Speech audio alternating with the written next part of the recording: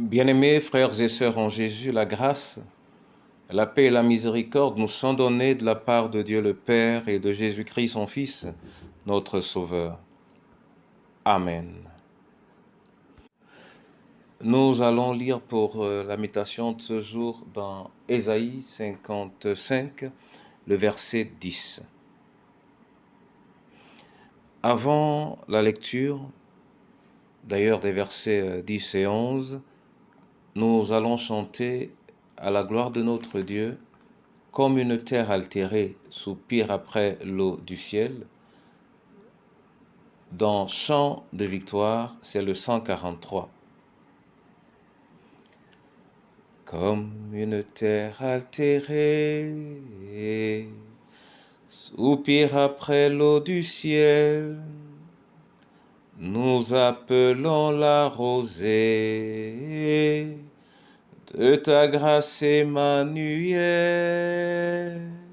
fraîche rosée, descendez sur nous tous, ô divines ondées, venez arroser-nous.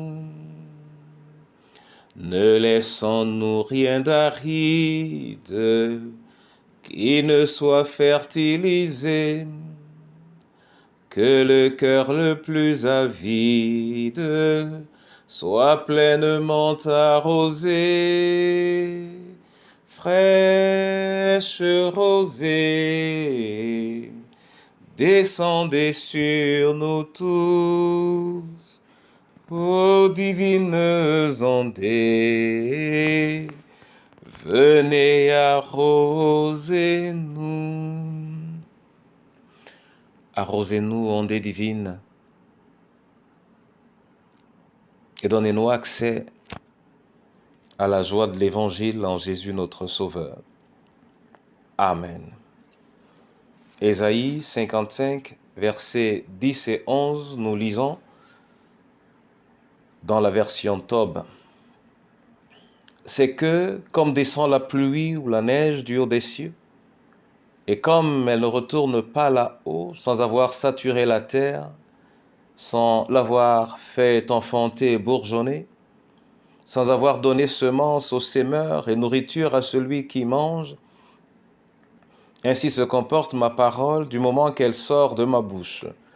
Elle ne retourne pas vers moi sans résultat, sans avoir exécuté ce qui me plaît et fait aboutir ce pourquoi je l'avais envoyée.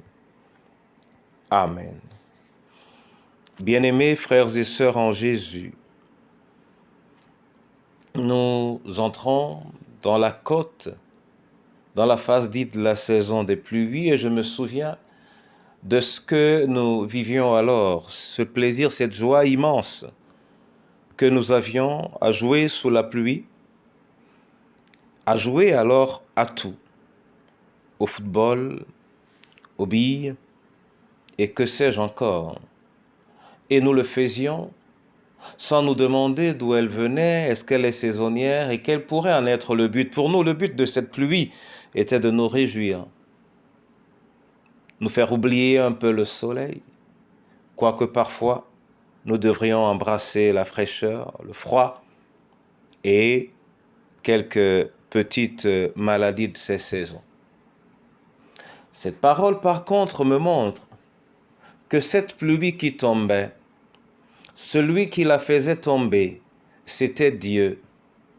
Et Dieu le faisait certainement pour arroser ou saturer la terre, mais c'était surtout pour que la terre, qui, on le dit en cette génération, ne ment pas, nous produise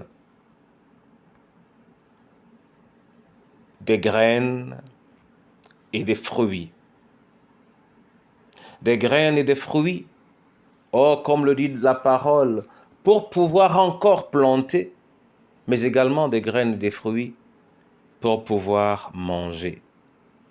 Mon frère et ma sœur, c'est effectivement cela le but de la pluie, mais c'est également l'œuvre de Dieu lorsque nous donnant sa parole, envoie le Saint-Esprit afin qu'il arrose la parole que nous recevons pour permettre à cette semence de germer, de bourgeonner et d'enfanter pour donner de la semence aux semeurs et de la nourriture à ceux qui mangent. Que l'Éternel lui-même nous aide à ressaisir la portée de la descente de cet Esprit du Père et son importance pour la glorification de la semence qui est la parole en Jésus notre Sauveur. Amen. Je veux te rendre grâce et te bénir, Seigneur, pour cette parole que tu nous donnes et qui nous indique que ton esprit n'est pas descendu pour rien, mais que ton esprit a pour but de faire germer cette parole qui a été lâchée et relâchée, afin que génération après génération, tes vérités produisent et produisent en abondance. Oh, que cela soit le privilège de la veuve, du veuf et de l'orphelin, de chacune de nos familles et de ton Église, être réceptif à l'Esprit Saint qui vient pour arroser et arroser la semence afin qu'elle produise. Au nom du Père, du Fils et du Saint-Esprit. Amen. Que le Seigneur lui-même bénisse votre journée et qu'il l'arrose de toute manière par des pluies abondantes, mais également par son Esprit Saint, pour votre vie physique et spirituelle au nom de Jésus. Amen.